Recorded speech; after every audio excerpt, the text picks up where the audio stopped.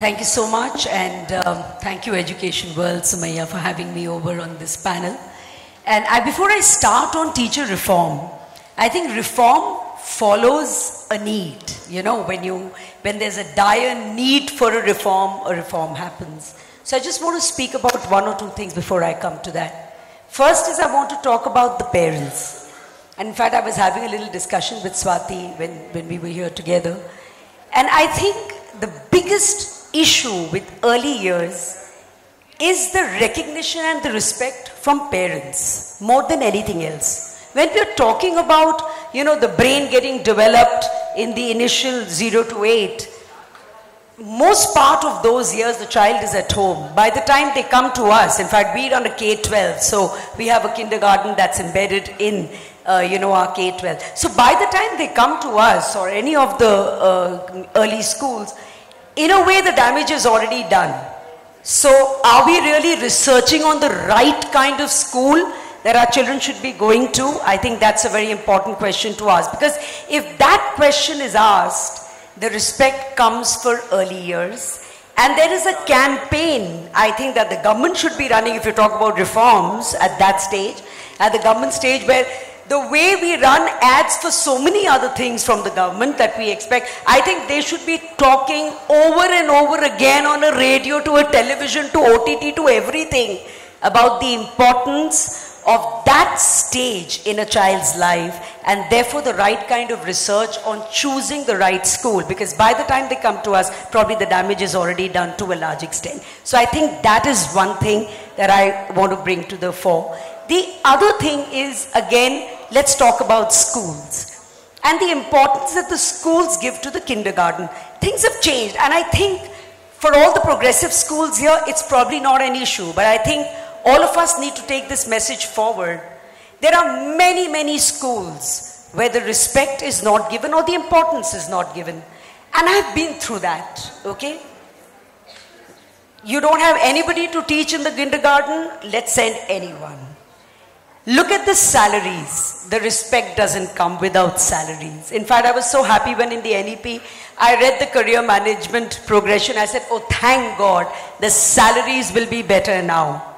But a policy and implementation, I see the gap as of now, right?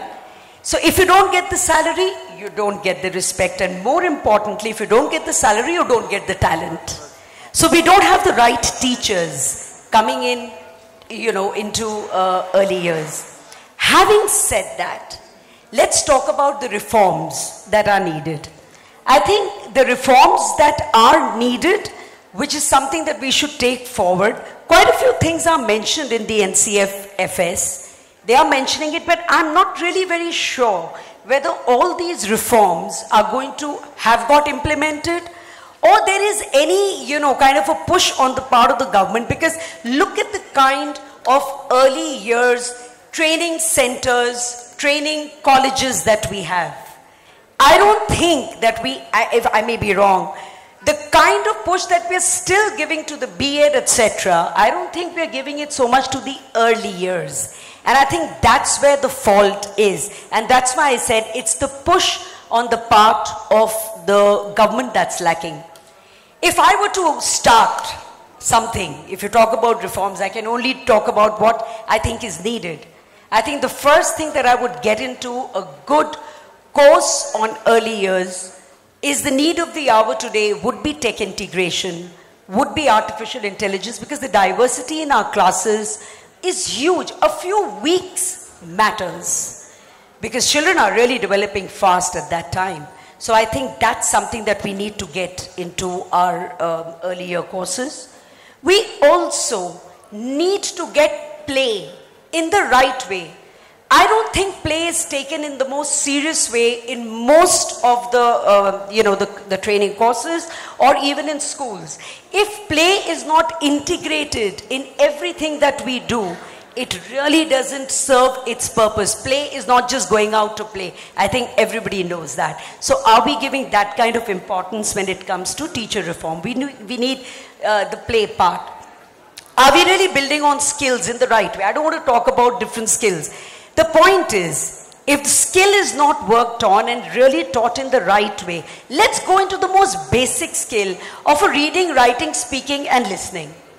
There are schools who play to the gallery. They start with a lot of writing. Why? Because parent would say, बहुत ज़्यादा लिखते नहीं हैं आप, बच्चे को लिखवाते नहीं हैं. And everybody just plays to that gallery and you start so much of writing so soon in a child's life that I think a lot of damage is done. So if my teacher is convinced, if she's come with the right kind of skills into teaching, she would know exactly how not to play to the gallery and how things need to be done. Then making use of spaces in the classroom. I think that's another area which really, really needs to be worked on. At the end of it, many things I think are really, really needed. What is it that we could do in our schools?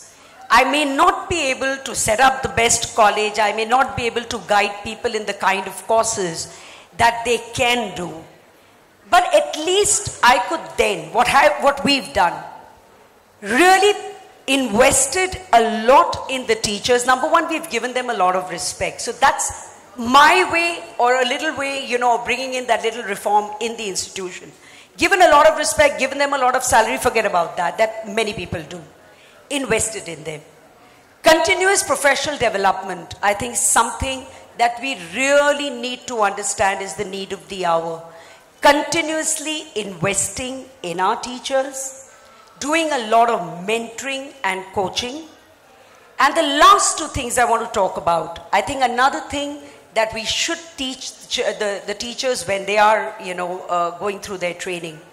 How do they take the largest and the most important stakeholder, which is parent, especially for early years?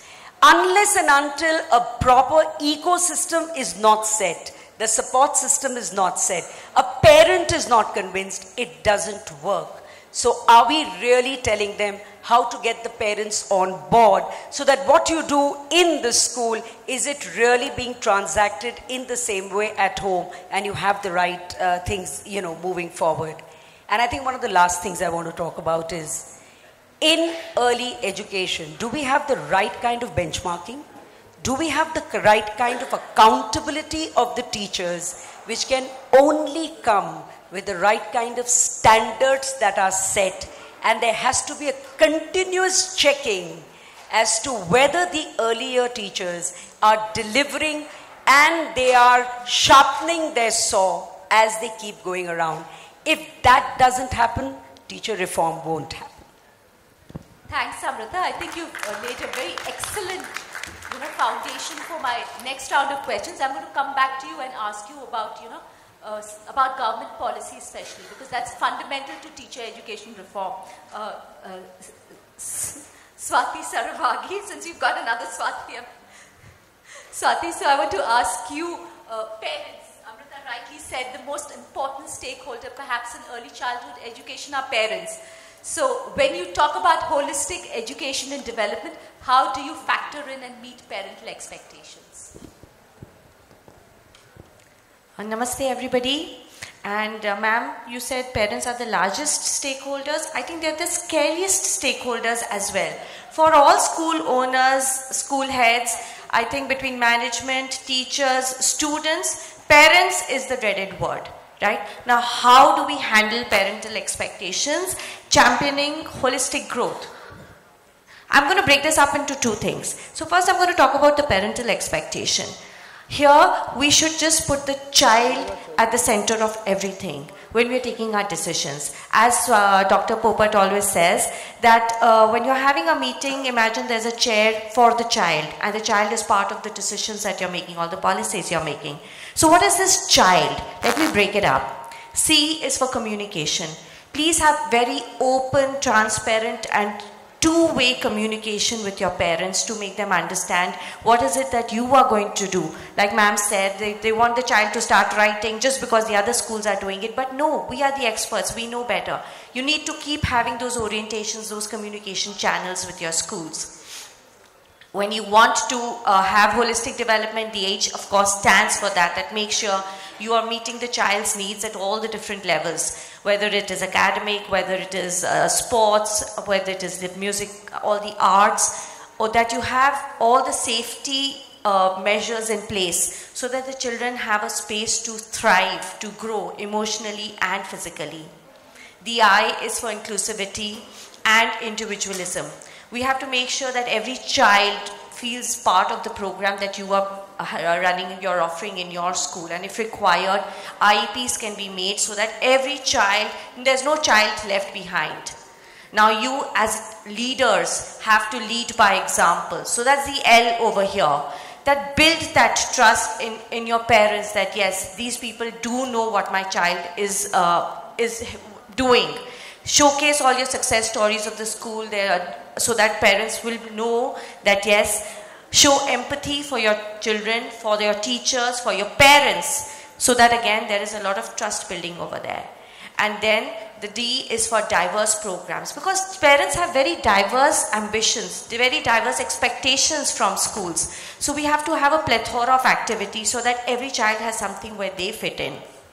Now talking about parental expectations and the child's holistic development. Mahatma Gandhi has said, thank you ma'am, Mahatma Gandhi has said that education is a matter of the heart, the head and the hand. The hand of course is experiential, the head is the academic growth. So what exactly is the heart? I'm going to break that up again into HEART, where the H is for holistic. The E is for emotional resources. We have to give that to our children. As Leena Ashar was saying earlier, 85% success happens through EQ, not IQ. Here, we have to make sure that our children grow up to be resilient. Parents have become we all heard of helicopter parenting, right? Where parents would always be hopping around figuring out. Then there came this lawnmower parenting where they would kind of pave the way for the child to succeed in life. And now there's this bulldozer parenting where they just remove all obstacles. If the child will never know failure, how will they ever succeed? How will they ever know how to handle failures?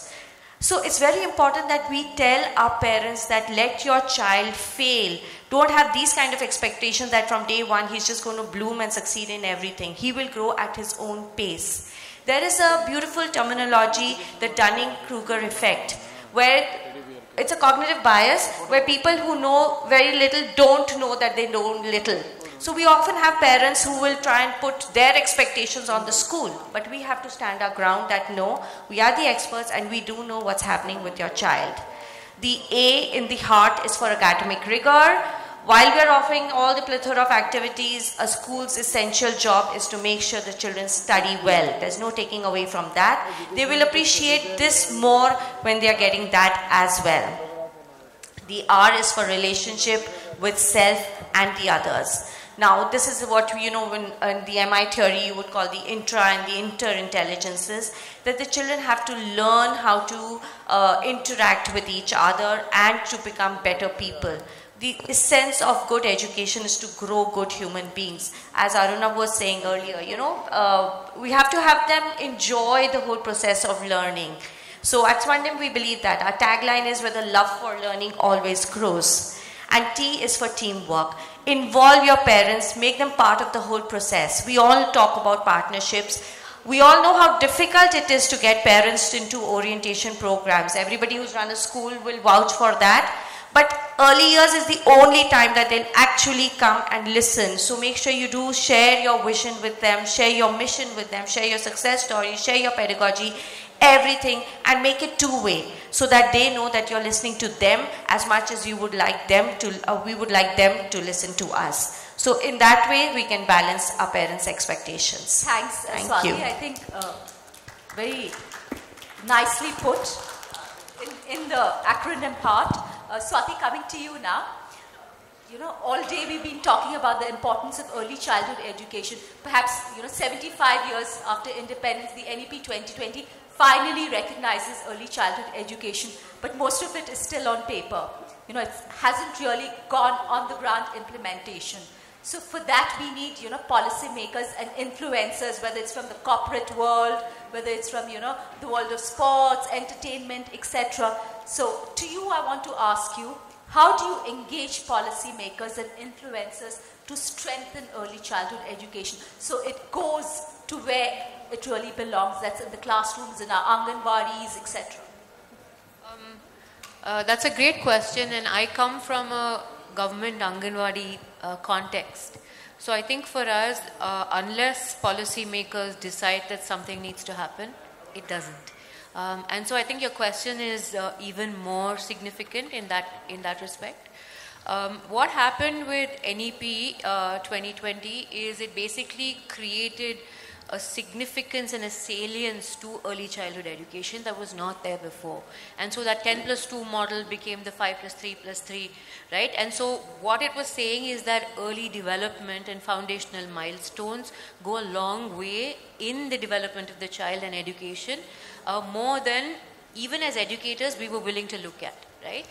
However, 2020 also brought COVID. And so what a lot of private schools perhaps don't know, or differently from private school realities, is that in government schools there was a huge amount of learning loss, quite simply because schools were closed, right? And in the context of Anganwadis, remember that these children get both nutrition and education. And with the amount of, I think, focus that was there on Poshan, Padhai actually took a backseat. And so 2020, the Nipun Bharat, for example, which said that children have to be school ready and that we are aiming for these milestones to be met by 2025, I think there's a salience that's being established across the country that says, suddenly everybody's woken up to say, oh, what about education in the Anganwadi space? And I think there is rather a scramble now for people to say, what is it that Anganwadi workers need or teachers need? Different states have attacked the problem differently. Some of them have quite simply said that Anganwadi workers have always had the ability to teach. They've just not had the time or the wherewithal to do it. And so they said, we will now start calling the Anganwadi worker an Anganwadi teacher and help her to learn more about the teaching in the classroom. Some states have said, we'll give the Anganwadi worker an additional teacher so she's able to do what she has to do. So in terms of policy, I think a lot of importance has already been given to it, and I think that's really what's, for example, the Asar 24, right? So far, we've not had this sort of FLN needle movement happen in Asar like it's happened in 24. And I think it's because so many educators were quite honestly just petrified with the amount of degress that happened during COVID. And I think policymakers sat up and said, oh my God, if we're actually going to degrow year on year, we can't meet our 2047 goals and we will not be who we want to be in 47. So I think we already have a lot of buy-in from policymakers. Where the missing link is, for example, I think a lot of ground realities tend to not be communicated. So you have a lot of top-down instruction, a lot of bottom-up sort of awareness of what ground realities tend to be, that an Anganwadi worker struggles, say, with lack of infrastructure, an Anganwadi worker struggles with the amount of written work there is, the filing that there is, the reporting that there is, and she may not, it's not the unwillingness to do it so much as it's the inability to do it, right? Things like water connection, electricity, these are realities of government Anganwadis, and I think bringing some amount of light to the actual realities of the government Anganwadi in a non-adversarial way, not to say you guys are not doing what you have to do, so much as saying, can we please just shed some light on what is actually happening and have an empathetic and kind sort of look at this. So I think that is also happening. Different states are approaching it differently. So Mia, and I think policymakers have sat up just quite simply because NEP, Nipun Bharat have been policies. And in the Anganwadi space, that's what it took for change to start. Thanks, Swati. I'm going to come back to you and ask an important question about how do we get the private sector in education as well as the corporate sector involved in early childhood education. I'm going to come back and ask you that important question. Kausal, I'm coming to you. Kausal, all day we've been also hearing about importance of play, how important play is, for the entire learning process in early childhood education. We are in the digital age now. How do you rethink and reimagine play, especially nature-based learning in this context of digital learning? So yeah, we all know the fact and agree with the fact that play is important for early years education because it focuses on development and not just the learning outcome. So let's start by understanding by playing here. Can we play an audio clip here? Can you play the audio clip? Audio clip, please. She's got an audio clip. So all of you need to close your eyes, and we are talking this in context of nature in the times of digital age. So can you all close your eyes and listen to that audio clip?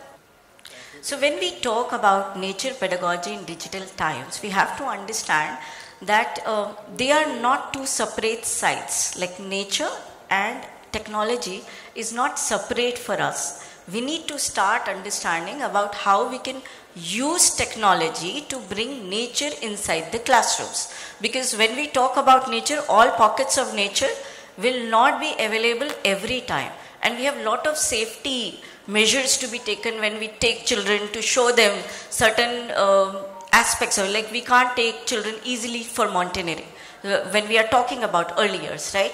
And we can't probably take them in, there's many other aspects of nature we can't show them in real many a times. So that's when technology can bring that experience inside the classroom. So let's do that here. You'll close your eyes and he'll play the video. So you need to guess the sound. What is it? The second audio. Second audio. It's the same audio you played. Can you play the second audio?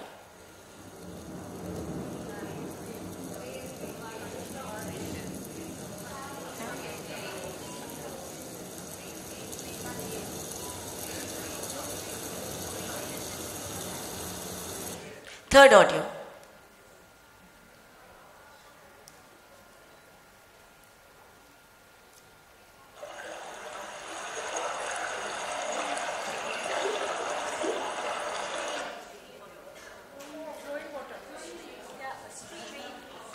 Stream.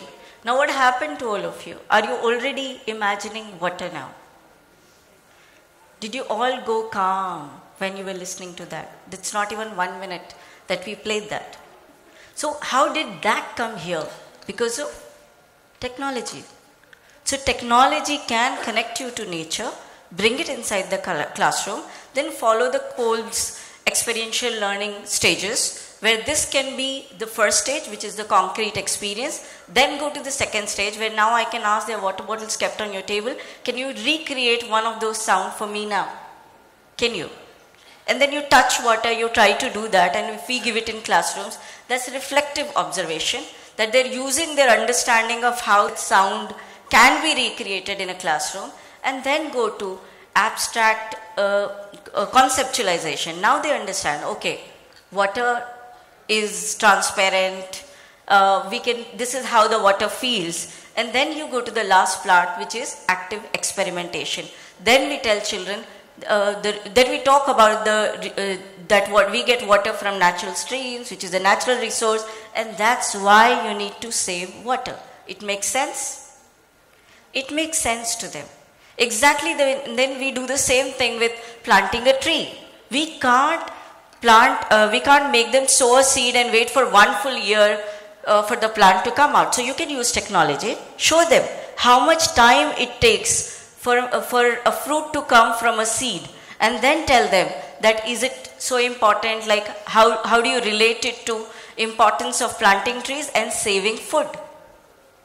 So this is how in this digital age, nature pedagogy can be integrated in classroom, use Kolb's theory, experiential learning cycle, and then the experience is right here with you.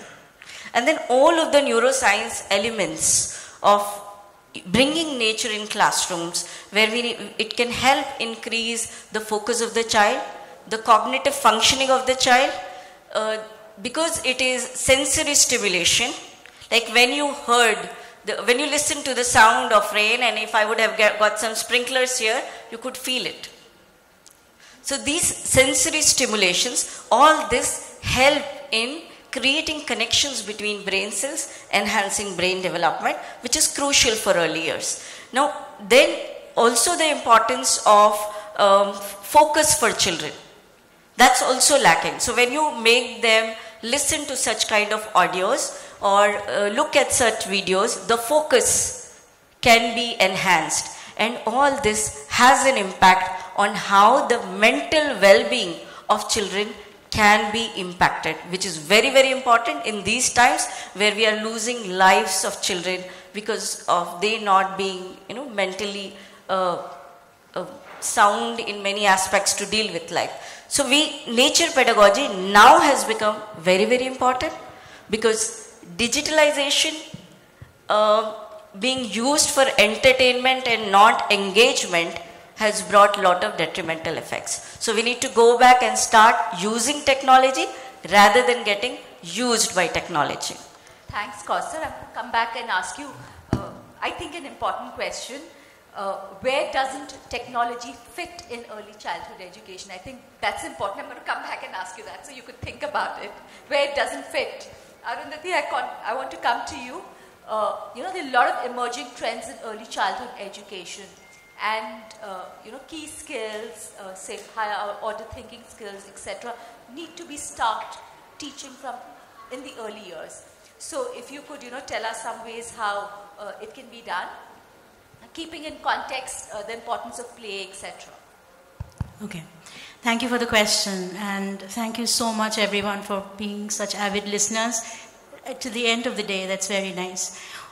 We have been talking about this, competencies and skills that children need. We have been talking about this the whole day. We need communication, collaboration, creativity, critical thinking. We know this bit. We have heard that they need social and emotional skills. They need resilience, adaptability. All of us are on the same page on that, right? But there is a very vast section of schooling for children which is not on the same page as this. Okay, where social and emotional skills become more prescriptive, where teachers will tell you this is how you should behave instead of children discovering a better way of functioning, where play is so structured that there's going to be a definite result and you have to be achieving it for you to have learned something, which kind of defeats the whole purpose of play altogether. So there is a very wide section of early education that may know the terms that we are going towards, but does not know what it means in real classroom practice.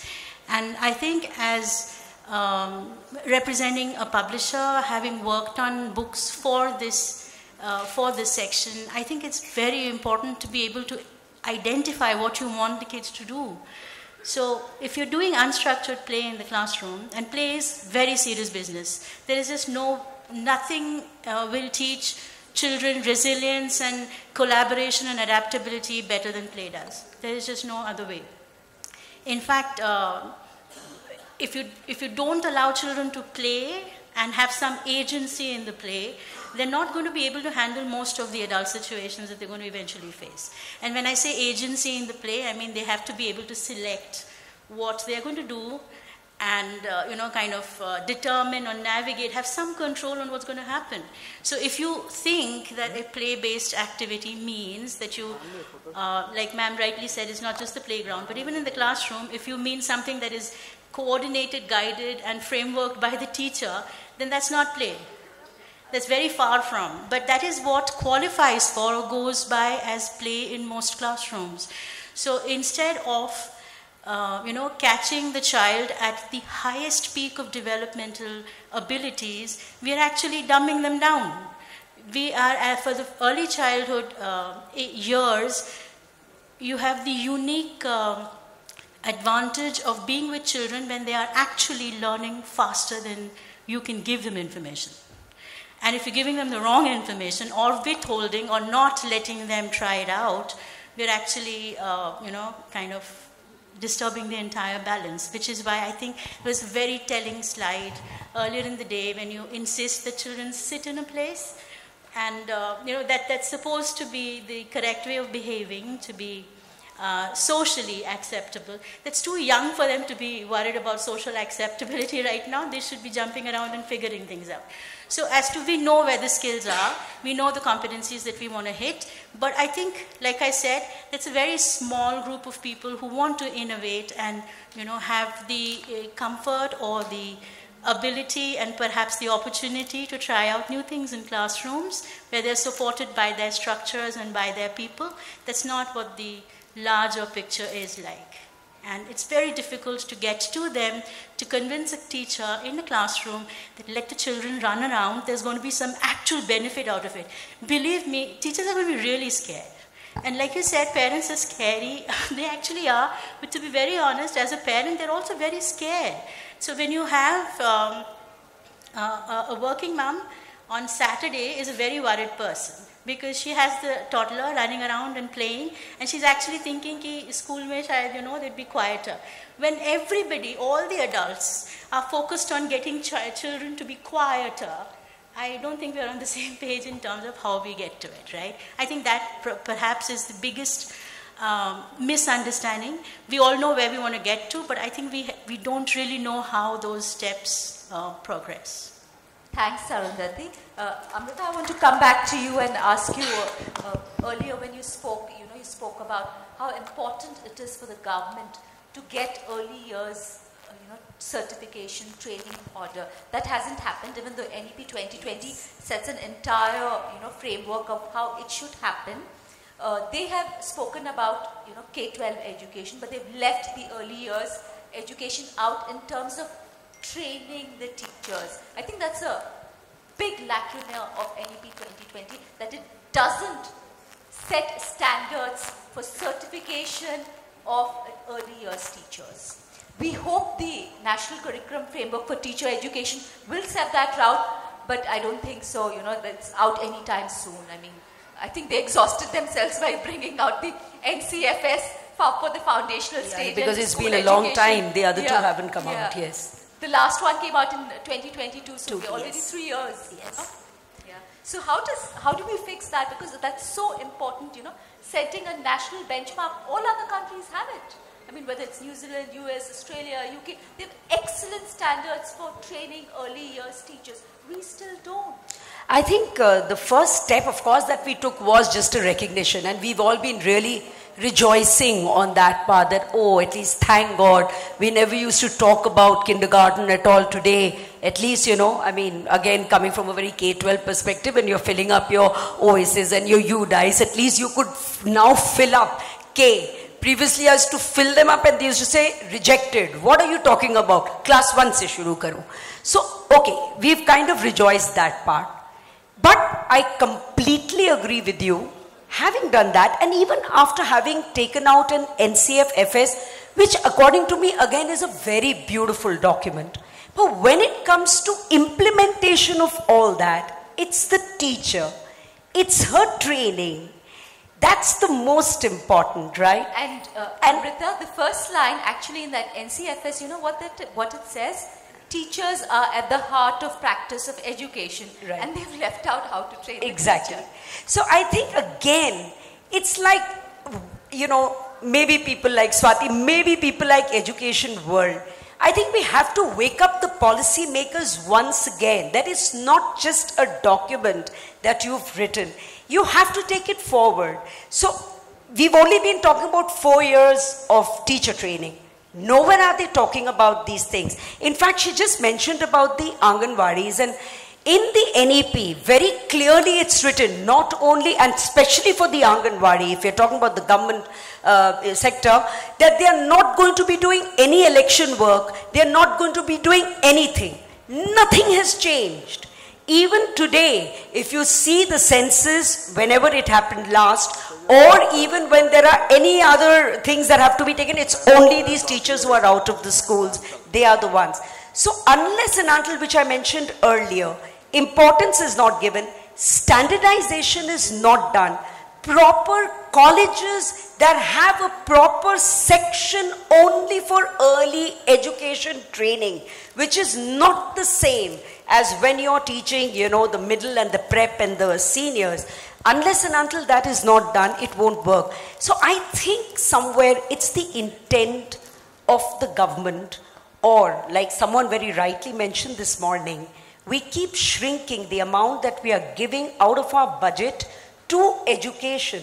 Every time you have a new policy in and there is implementation, there is money that comes in it. So are we really serious about early education? Or just because, you know, everywhere in the world, most of the progressive countries in the world do start from early years. India wanted to be in that league. So we are mentioning early years. We are talking about the 5. But are we really giving it that kind of seriousness? I don't think so. Now what's the remedy? I think just influencing policymakers. Because I think it's pretty much beyond any of us except doing that. Thanks, Amrita.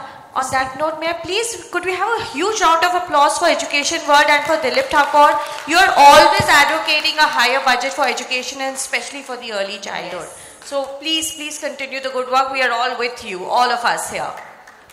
Swati, coming to you only.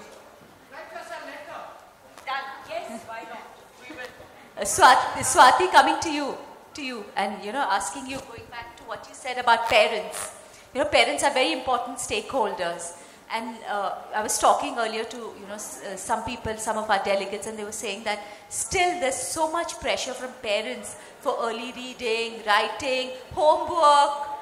So how do you, what advice would you give? How do you deal with that?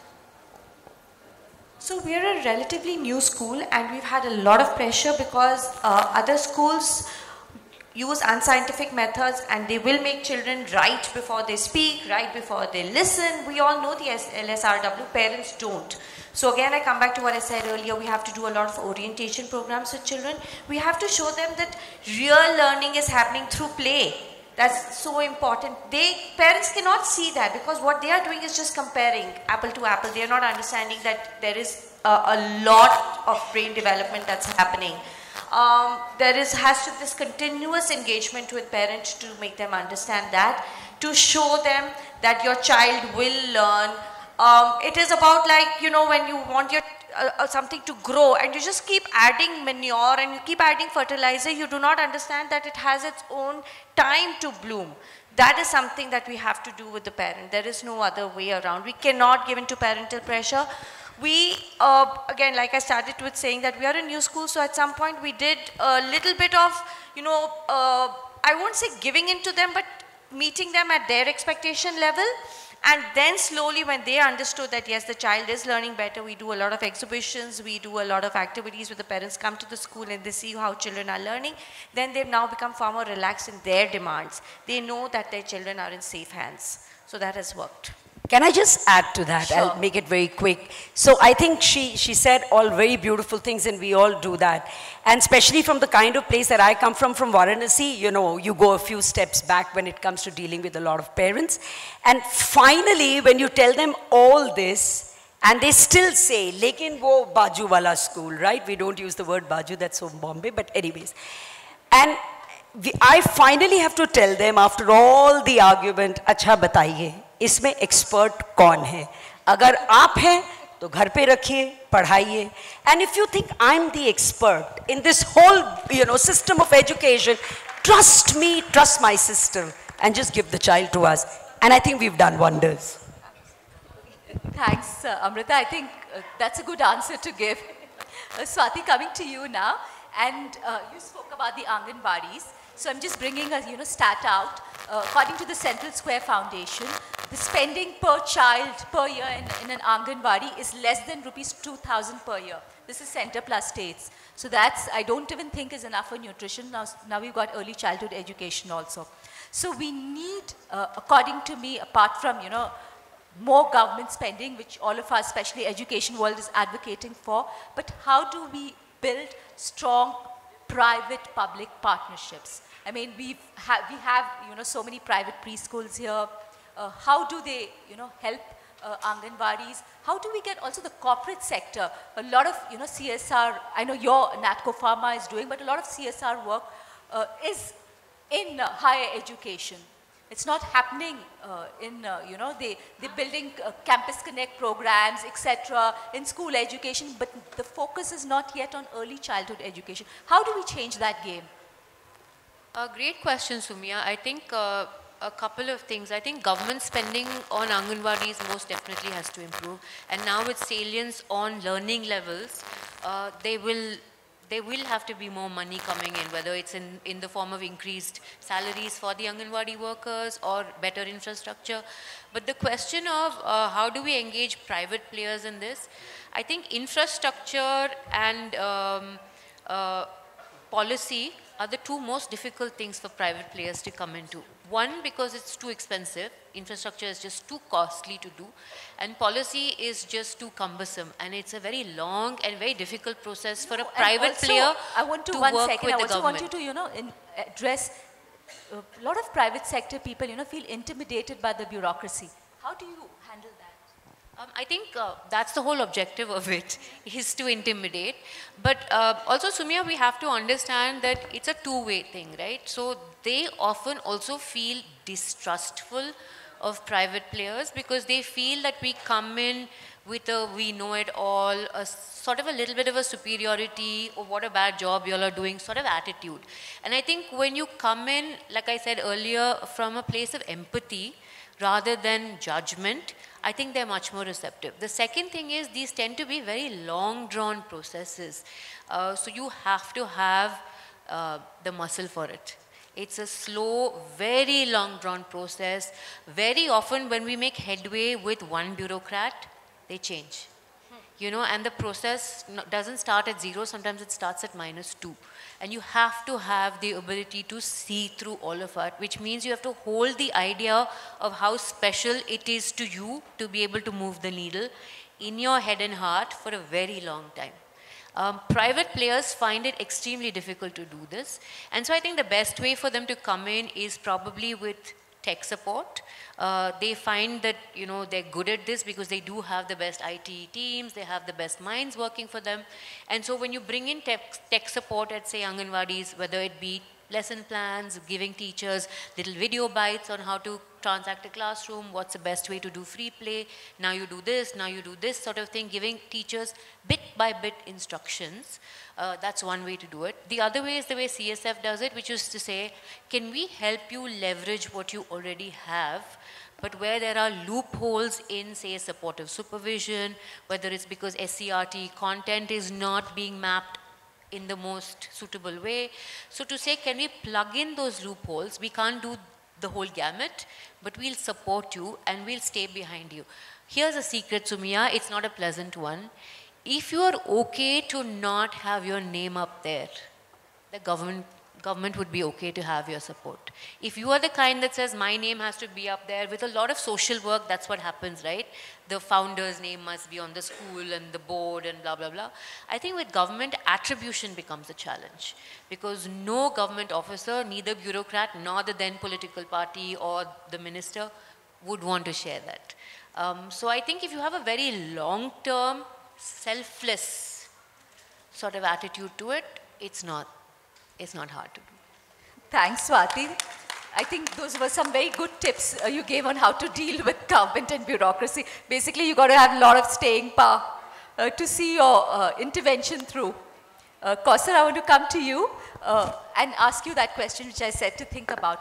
Where doesn't technology fit in early years? Because, you know, one hears and reads that a lot of preschools in the West, especially in the US, are becoming zero-tech schools, preschools. No technology at all. So most of the schools, if you talk about West and even in the schools out here, are becoming no tech with reference to giving it to students, but not with reference to using it for teachers' instructions. I mean, that's where technology is important, because if you look at the pedagogical aspect of how the early year education looks like, then it requires a lot of skills for the teachers. I mean, you need the pedagogical aspect where you have to use stories, where you have to use rhymes, where you have to be you need to know arts. So it's very difficult, and maybe that one teacher may not be skilled enough to be able to bring all those pedagogical aspects inside a classroom. And as it is, ma'am has spoken about the lack of opportunities for early childhood educators to get skilled. None of the universities have got courses for us. Why we don't have a B.Ed in early years is a question we need to ask. So, but when we talk about higher education teacher, it's just explanation of the concept to the child. But when we talk about earlier education, it's about making them experience the entire process. So they need to have lot of skills. So once teacher will start, they may not have skills to be able to conduct all those things. That's where technology can come. Technology can become the one who can tell the stories. Technology can help them conduct the art class in the class, and then the teacher's role should go from the person who is conducting it to the one who is able to engage with students. That's where technology will be important inside classroom. Another important aspect of technology for early years is assessment, because National Curriculum Framework has spoken about evidence-based assessment. So evidence means it's not just paper worksheets that you do, because early year experience is not about answering it. It's about owning the skills, or it's about a developmental milestone. So how will you be able to record a developmental milestone on a document? So that's where recording the learning experiences or activities of the child will help you create evidence for assessment. And I'm sure that when we all start using, educating ourselves with the technicalities, and then conduct early childhood education technically sound, then we will be respected by the parents for sure. For now, somewhere we are missing a lot. Thanks, Kausar. Arundhati, coming to you. I mean, you spoke about a lot of innovative, practices, curriculum. My question to you is, how can these innovative practices in early childhood education be sustainable and scalable across different ECE settings? How can you do that? I mean, do you need to do that, or how can you scale them up? I mean, innovation in early childhood education. That's a very nice question. So in global early childhood theories, you talk about cultural relativism. Every place is different. India itself is like a world in itself. So there are going to be a lot of regional variations of what classrooms behave like and what you need in a particular classroom.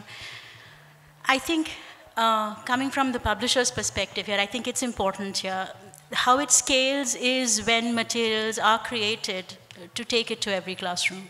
How it scales is, of course, a standardized training curriculum for teachers to function. But I think that's probably very far in the future to get to right now. It doesn't seem very much in the offing. But yeah, materials can function like that. It's very possible for paper-based material to reach every classroom. And it can be designed in a way that it does not harm, at least, and then create opportunities for better learning.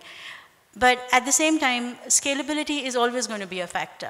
We are dealing with crazy numbers here, and if all the material goes to a teacher who doesn't really know how to make the best use of it, then that doesn't work, right? So it's almost like you have to imagine material that is self-sustaining, self-sufficient, can be used in any classroom by any level of teaching expertise, and still at least hit a minimum,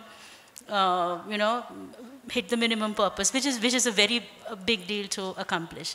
So while we're all looking at how to get to do that, that's always going to be a struggle. This newfound focus on early childhood education is welcome. It's been very long in coming, but now that it is here, everybody uses the child as the guinea pig, because let's try the activities, let's try this out. But I think we are looking at the wrong direction. We need to be talking to the teacher far more, because that's where everything depends. That's how all the information goes ahead. So if any innovation, any kind of scalability depends fundamentally on materials and the teacher using it. Thanks, Arundhati. Amrita, do you want to Actually, quickly add? it's got nothing to, it's not to add to that. But since we were talking about policy and we were talking about her saying how we could impact the government sector, in the NEP, of course, there's a twinning model that's there, mentioned. Nothing has been done about it. But I thought this was a platform because of Education World, you know, we are here. If you could really take that up seriously, if the government could do that, it would be a win-win situation for private players like us, empathy, you know, kids going, teachers going, everyone going. Plus, there would be a framework that the government would give us. So it's not that I'm playing against bureaucracy or that I have to go curry favor anyone, but it could be done. I think it's the best way that private players could impact the government sector. I agree with you. You know, having a formal twinning program, you just fill in the blanks, you'll go in and do what you'll need to do. Yeah, excellent idea. We'll talk about it more. We'll see how we can take that forward. Yeah. We've got some questions from the floor. We have time for just 2 questions. Do we have any questions? Any questions? Raise your hand if you have any questions. Okay, you have a question. Okay, Dilip. You know, you all should put some pressure to move Anganwadi education from the Women and Child Development Ministry into the Education Ministry. You know, actually one of the great infirmities of the Indian education system is that teachers are very scared of making any kind of political statements. You know, we don't want to get involved, but see, ultimately, the policy has to be designed by teachers, the education policy. Right now, it's been designed by babus, who have no idea what is education really. And their idea of education is the stick in the village. You know, a child doesn't learn, they hit the child. And it's, we've seen it actually happening even today. In some of the rural schools outside Bangalore, I saw a teacher with a big stick going into a class. You know, so I think that teachers... I think you're absolutely right, sir. You're absolutely hit the nail on the head. There are a few state governments that have taken the initiative that you just mentioned. It's supervised, and there's a lot of research to show that even if the Anganwadi has a compound wall, as simple as that, the enrollment numbers just go up. So you're absolutely right. However, in a country as complex, as large, and as spread out as ours, these pose more of technical challenges.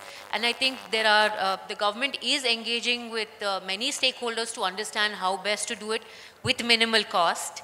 But you're right, that is a great way to go forward. Why don't you all write letters to the editor and all complain? I've never seen from a teacher written about. Yeah, I think, you know, I think more people need to start speaking about it, and especially educators themselves. I mean, they seem to last and just imposed on them. I think instead of becoming passive recipients, I mean, they need to become active change makers. So I think that's something I think every one of us in the hall should take that message back. Let's move from being passive to become active policy makers, change makers, because listen, education is too important, especially early childhood education, to be left to bureaucrats and policymakers. Everyone needs to get involved. I think we've had a great discussion. I thank my wonderful panelists, Amrita, Swati, Kausar and Arundhati. Thank you so much. Can we have their mementos, please?